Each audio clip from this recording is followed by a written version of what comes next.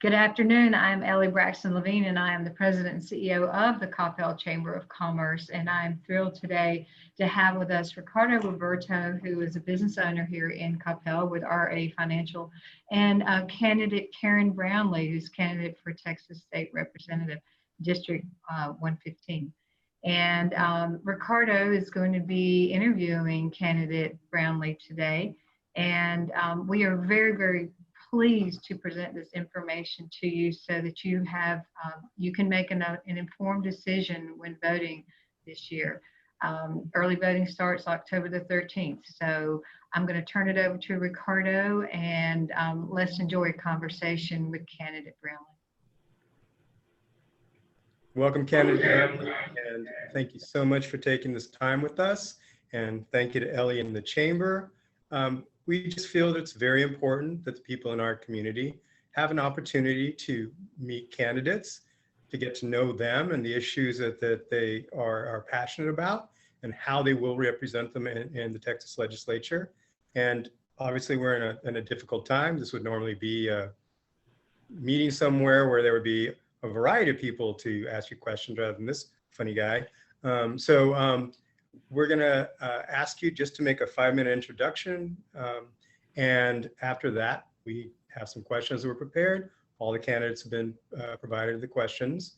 But again, we appreciate this time and we're happy to provide you with an opportunity to reach our community.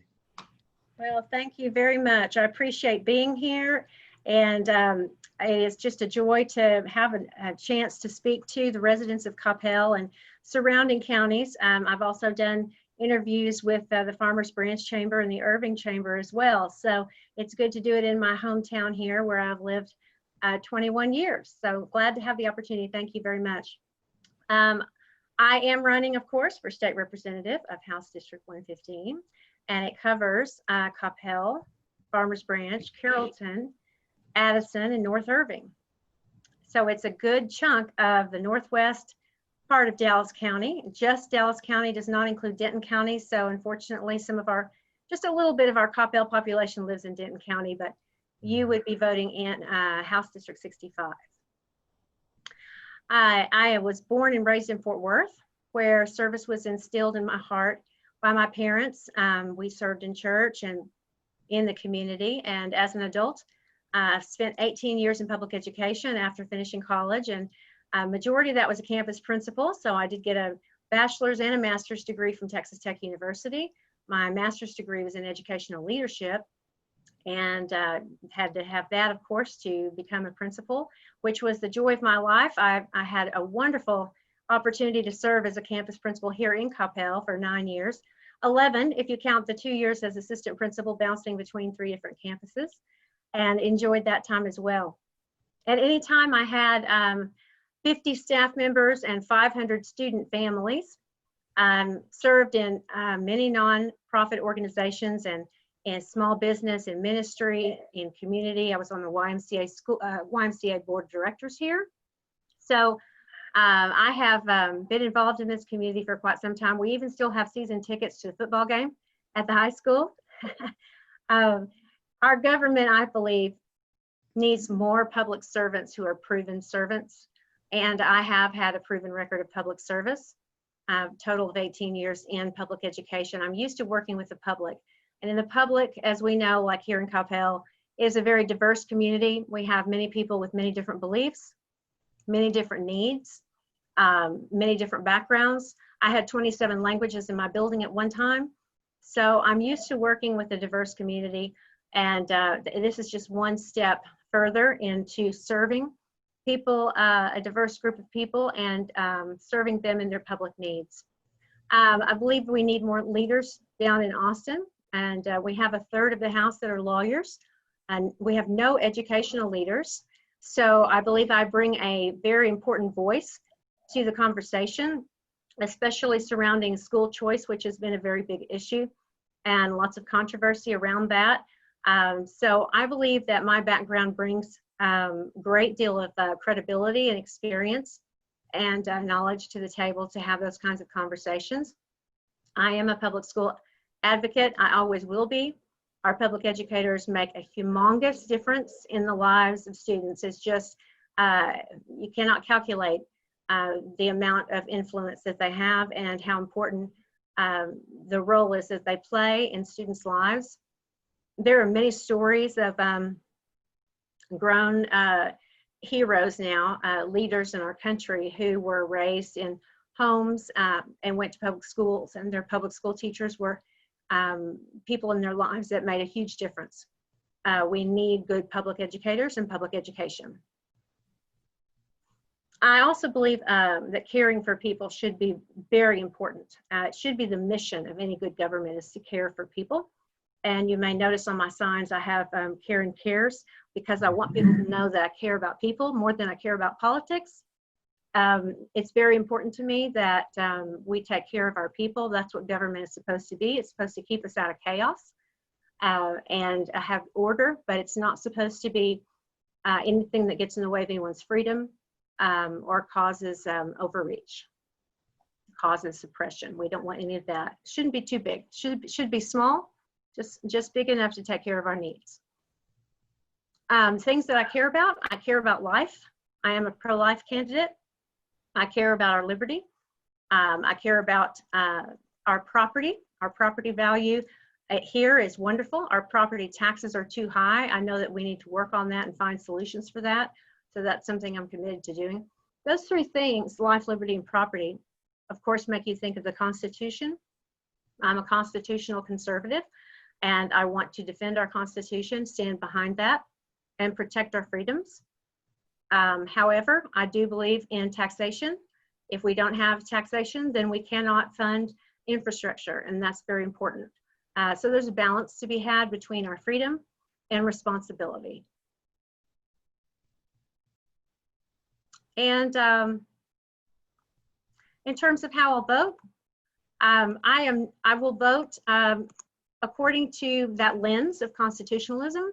I will vote based on the input that I have from this district. I know it's very important to the people here to be able to have a voice and for them to feel that they've been heard. I've enjoyed going to many meetings and visiting with many people, having coffees with lots of people, and block walking with my mask on, and really learning about people, listening to what they have to say. And I think that you have to listen first so you can learn, and then you learn enough to lead. And so to be a good leader, I really believe it starts with listening, and know that the people want to be heard. And I cannot be a representative of something that I don't know what it is. And my opponent, has lived here a very short time. I think technically in her current house about 1 year. I've lived in this district for 22, if you count the 21 in Coppell and one more over in Carrollton prior to that. So I know our community. I know what we need. I know what people want. And I want to continue to have open conversation and dialogue with anyone, regardless of their view. I need to know what the views are so that I can be a true representative, because that's what I'm running. I'm not a big money candidate at all. I don't have any entity behind me. Have a big picture behind me. No big money. I am just a grassroots candidate that wants to represent the people and continue to serve the people of this area. Great. It's an election year, so there's conflict everywhere, it always seems. But one issue that we do have locally is and something that's been popping up for the last few years is the whole issue of state versus local control. And I just wanted to ask you what your opinion is, or what's your take on the animosity that seems to be present from certain members of the state legislature or senior levels of government towards cities and counties in the state of Texas? Well, I don't know anything about animosity that exists. I certainly don't have animosity. And it's a question that has a premise in there that there is some sort of animosity that does exist. I'm certainly glad to talk with the person who wrote the question. They probably feel that for some reason, and or have experienced it or heard different things. And again, that would be between really that person and whoever it was that had expressed whatever it was that caused them to perceive animosity. So it's a perception issue. That's unfortunate. There should not be the perception that state legislators or anyone at any level has animosity or ill feeling toward anyone else. We all have different roles to play. As a principal, I did not want anyone to have animosity toward me or for me to present any type of animosity toward anybody else. We just had different roles to play, and we have to have mutual respect for one another and the roles that we play. So local government is very important. It's the heart of our town. It's the heart of each individual community. Most decisions should be on the local level. There are some times when the state needs to step in and do some things, but it's important that we support our local government. And I certainly do not have any animosity towards local leaders. As a matter of fact, I have quite a number of endorsements. I have over half of the Carrollton City Council that has endorsed me. I have members of the city councils of Carrollton, Farmers Branch, Coppell, and Irving who have endorsed me. I have a lot of other local leaders on various levels, and just leaders in the community, people who have lived here many, many years. Nearly 200 endorsements, and most of them are local. So I respect our local community and our local leadership, and as state representative, that respect would continue, and I would really be dependent upon that, because it's very important that there's, you know, a correlation there, communication and understanding of what the other one is doing. There were some decisions made last time that directly impacted the city councils and their freedom to make laws and decisions related to building and various things that, you know, probably need to be revisited. So there are some important things that need to happen that must have communication between the local level and the state level. So any animosity that person feels, I would hope that they would not feel for me. Okay. You know, with the opening, you touched on some of these issues, but why are you running for the legislature, and why should voters choose you over your opponent? Well, I appreciate that question. Of course, this is where I really get to campaign here on this video, but I'm really running because, as I mentioned, I am a public servant. That's my heart. When I stepped out of my role at Lee Elementary, the original Lee Elementary, go Buckaroos. We used to be the Lee Buckaroos, across from St. Anne's Catholic Church. When I first stepped away from being principal, I knew that I would do something else in leadership. I just didn't know exactly what that would be. And so then when this came around, and you know, your life tends to just lead you and put you in certain positions, I knew that this was the next level of public service that I was supposed to do and take on. So many people believe that I would represent our community better than our current one-term representative. I was asked by several people, lots of different types of Republicans, to consider running. I like to find things in common with people. So I have things in common with people of various interpretations of the word Republican. And I'm proud of that, because I think that to be a true representative in either party, you should be able to communicate with members of the party who have a disagreement and really try to find points of agreement. And that's something that in my training as a leader and as my experience as a leader, I'm adept at doing, is bringing people together and finding points of agreement. So I think we need much more agreement in this world, and less disagreement, much more unity and less division. As I mentioned, I've lived here far longer than she has, and I do believe that I know the community very well. I have a great background in education, and while our current representative agreed with the changes that were led by the Republican Party to fund education differently, and she helped, you know, in that effort, and I appreciate that. I will always appreciate leadership that does things that I feel like are good. However, I have a voice of experience that is unlike hers. Her experience is in personal injury law, and mine is in education. So I think that's important. She was rated 61% favorable by Texas Association of Business. And while that doesn't sound horrible, a 61% in school will get you an F. I was endorsed by the National Federation of Independent Business for my support and pledge to support small business owners. She voted against pro-life measures, such as the Born Alive Protection Act, which passed the legislature and became law. And I was down there last time on my own dime advocating for that. She voted against a religious freedom bill that was also led by Republicans, and it would have protected everybody in their religion, regardless of your religion. It was something to protect all. It also was signed into law, but she unfortunately was against that and called that bill and that effort wicked. She tends to vote with her party on the left side, and I would be different from her in some of those ways of voting. She also voted primarily against the protection of the Second Amendment, earning her a grade of F from the NRA. And I have been given a grade of AQ, which is the highest grade that's available to a freshman candidate. She also boycotted a public hearing of her assigned committee. Now, when you serve, you're assigned a committee, several committees that you serve on, and the expectation of serving is that you fulfill those assignments. But there was one public hearing she just didn't want to listen to, didn't want to hear the testimony of the people, and so she and some others boycotted that hearing and prevented a quorum from taking place until a later time because of the type of testimony that was being held, which had to do with pro-life issues. She refused to hear the people, and that's something that I will not do. I will not boycott any hearing. I will listen to people regardless of their views. I think that's very important. It's a responsibility of the representative to hear from the people. So we may not agree on all issues here in the district, but we have intelligent people that take responsibilities seriously. I think they want a representative who will listen to them, and we're not always going to agree on everything, but we want to find those points of agreement where we can set goals and plans and find solutions to problems.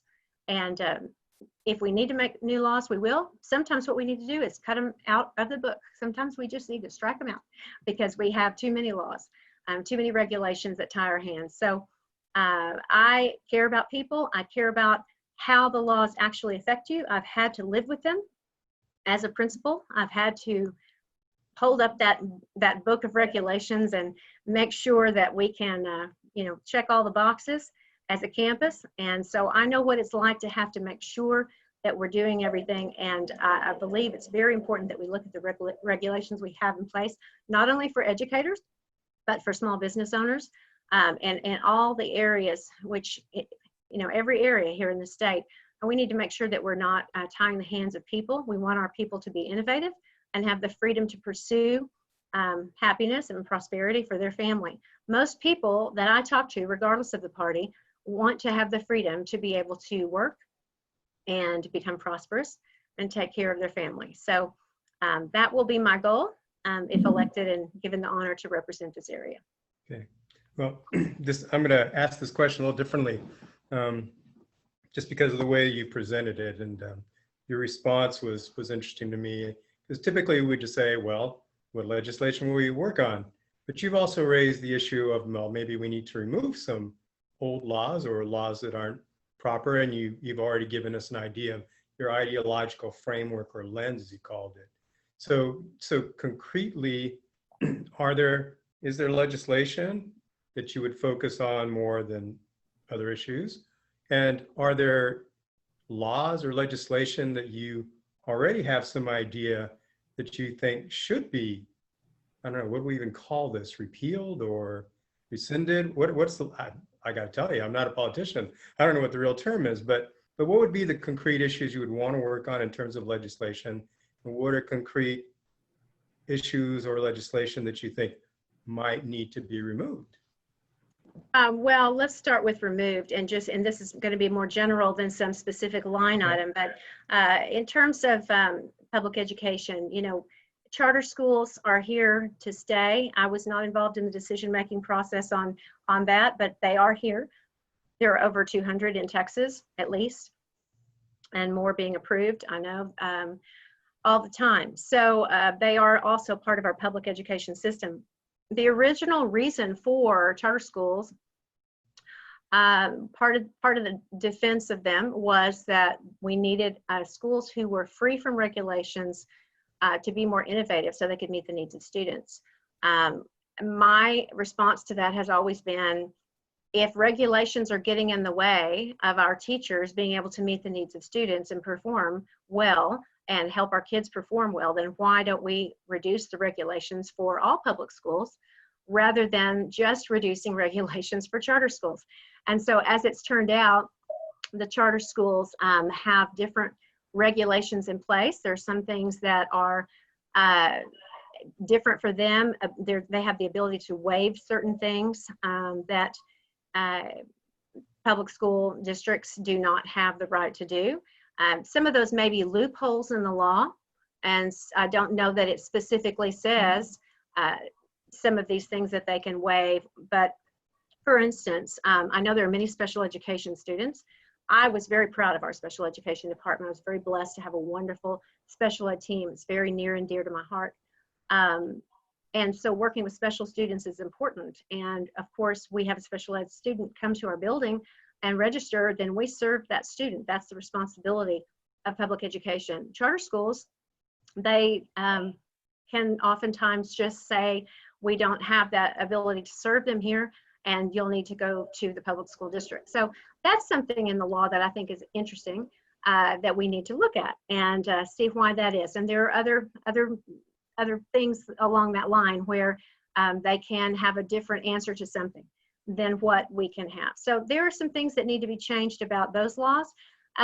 In terms of something different or new that I would like to do, one thing is I would like to bring civics education to public schools. I think we need a program from K to 12 that is actually teaching the founding documents and the things that have made America great again and again. Our students now need to, I mean, we teach so many things and we teach them about this deep, you know. There are certain things that need to be taught very well in order for them to pursue life and to be a productive member of society. And some of those things aren't happening. They may be asked to learn physics, and you know, to a great degree, physics is great. There are some things that are being taught quite a bit, and then other things that are just being left behind in the process of adding.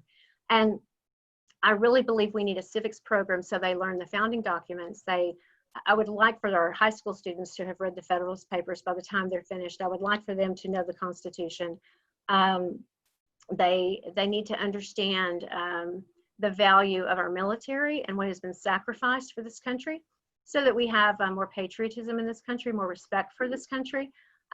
There's far too many students and young adults, 20-somethings even, who have lost respect for this country, and good reason. There are a lot of things to you know, be upset with, I understand, but as a whole, our country is still the best country in the world, and we want to foster that patriotism and love of country in our students. So that's one thing that I would like to pursue.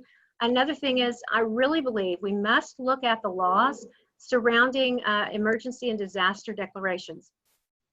This past year has been something, hasn't it? It has been something. And so we have had Epsilon, Lambda, I mean, we're getting pretty high up there in a different alphabet. It's been a very interesting year. We have had these disaster and emergency declarations that have been declared, and many times over this past year, especially early on, I would say, there was confusion, and I'm not going to blame anyone because this is uncharted territory, and you know, I think all the leaders did the best that they could do at the time from the information that they had. But so I'm not going to sit here and criticize anyone. That doesn't do any good. But I want to plan for the future, because we're going to have disaster and emergency declarations again. We're going to have things that happen again, and we need to make sure that whoever is sitting in the seat of mayor, governor, county judge, president, wherever. Now, I'll just be working on the state and down, obviously, but whoever's in a seat of leadership, we need to make sure that it's very clear in our law who has control over what, who has the authority over what decision. And most importantly, I believe that we need to have it written down that after a certain period of time, the legislature must come together.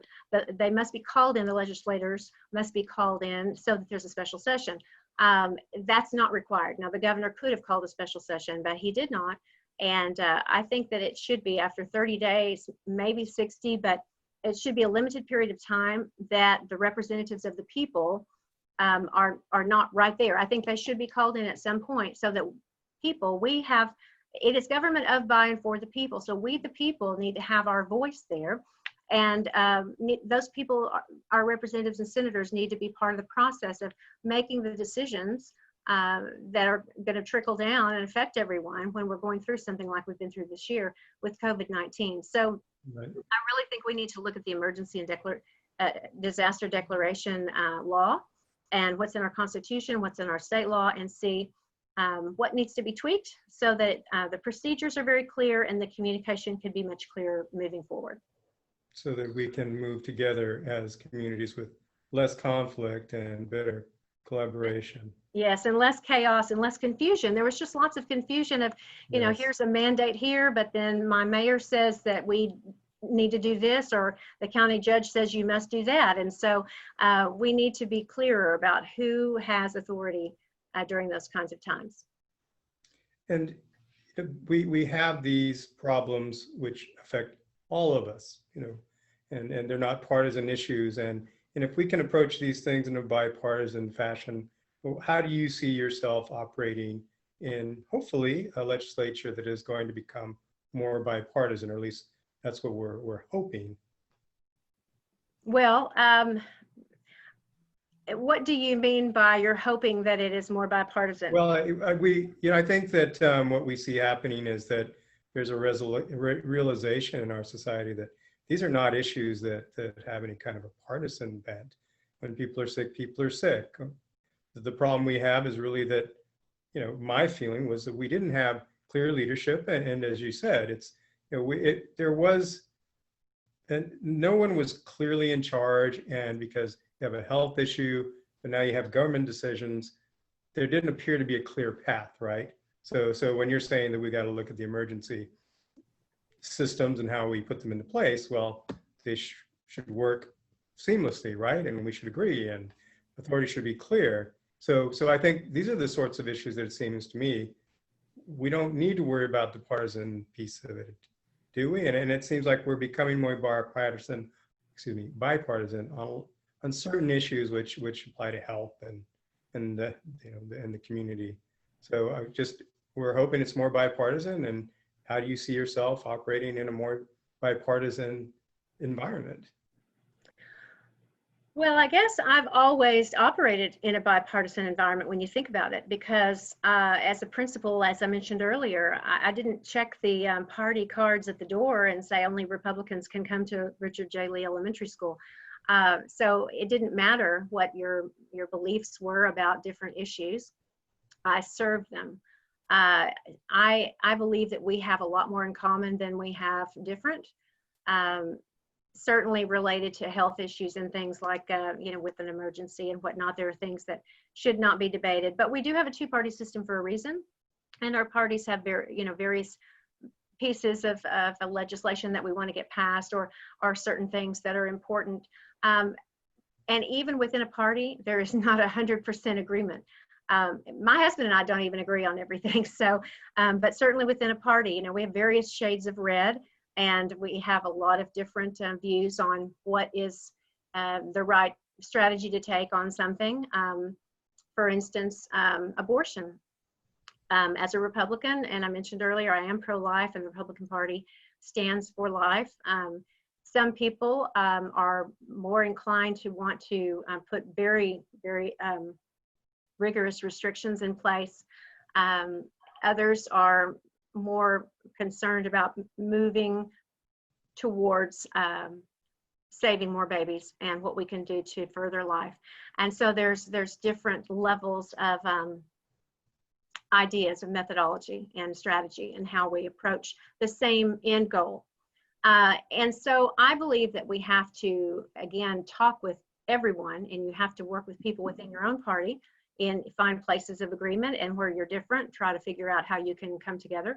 And then across party lines, find places where you agree. Now, I know that we have pro-life legislators, for instance, in the House. There are Democrats who are pro-life. There are mostly most Democrats are pro-choice, and many of them are for abortion at very late terms. It's very far left, which is very unfortunate, and I vehemently disagree with. But that's what the party, if you end up being on a party line, which, as I mentioned, my opponent, many times will vote on a party line, especially when it comes to social issues, not so much public education or something, but social issues. That's where you see the bipartisanship, I think, kick in. It's when you're talking about things like, you're for life or you're for abortion, or religious freedom or not, or we're for freedom of the right to bear arms versus gun control and taking them away. So you see those things happen more so on social issues, some of those more controversial type issues, but there are many things that the Texas legislature does in developing the budget, which will be the main priority, is looking at where we are in the economy as a result of the pandemic and the shortfall that's expected, which is around $4 billion. And so there's going to be a lot of work to be done to create a budget and not cut funding from public education, which is the largest part of the budget. We need to be sure to save and maintain what we're doing with public education. We need to figure out how to make ends meet. That's going to involve a lot of conversation and a lot of working together. It's not a time to be divided, and I really think that'll be the #1 priority of this session, more so than ever, just because of the economy and where we're coming from. I do know too that once you're in Austin, while there are those times when you caucus as Republicans or you caucus as Democrats, you come together and vote together on one thing or another, there is a lot of work between parties, so that sometimes a bill is presented and you have a co-author from another party, or you have, you try to get the support of people in another party to sign on to bills. You work with other the people from the other party when you're on a committee. All these committees I mentioned earlier, the committees that you're assigned to, those are Republican and Democrat sitting on those committees. So once you walk in the door as a representative or as a senator in the Senate, you walk in the door and you still have your party label in your mind and your heart, hopefully, but you are there to serve as a representative or a senator alongside all the other representatives or senators. And together you are a body of representatives. And so there is a community there of respect for one another just for being there and having been elected to be there, regardless of what your views are on certain issues. And I think generally speaking, people are there with the attitude of working. People that have not wanted to work with other people there have found themselves not reelected. And so I don't think it does very much good to be too hard and fast on certain things. You have to be able to have common sense, to compromise and collaborate with other people. That's very important.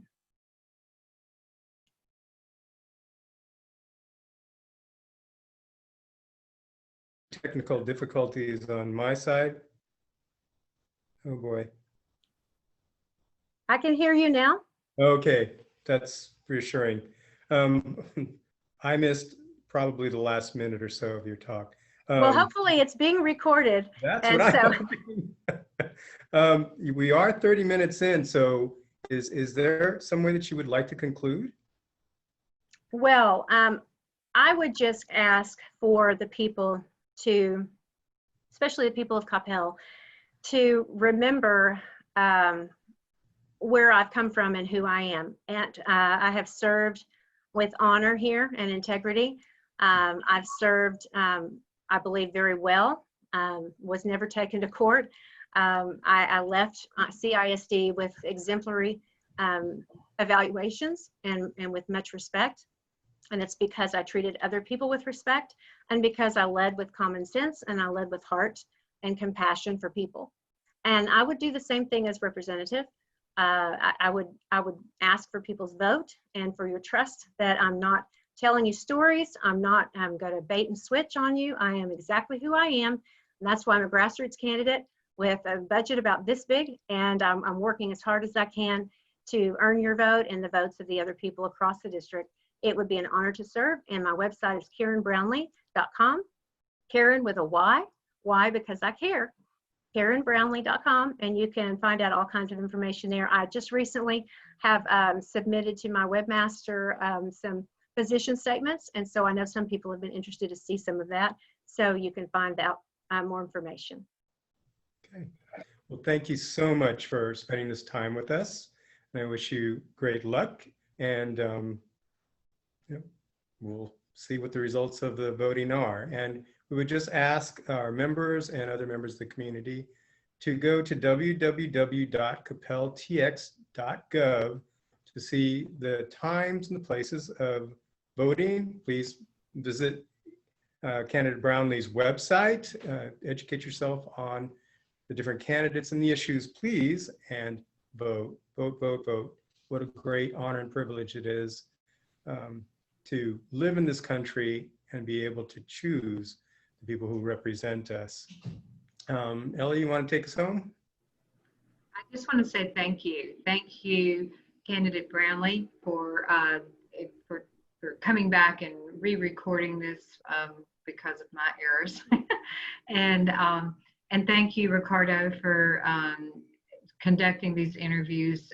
Again, we're just eager that our community makes an informed decision and that they get to meet all of our candidates. And it's been a pleasure listening while y'all were talking, and I too wish you the best. And we'll talk to everyone again in November. Thank you so much. I appreciate the opportunity and your time. Thank you so much. Y'all take care. Bye-bye. Bye.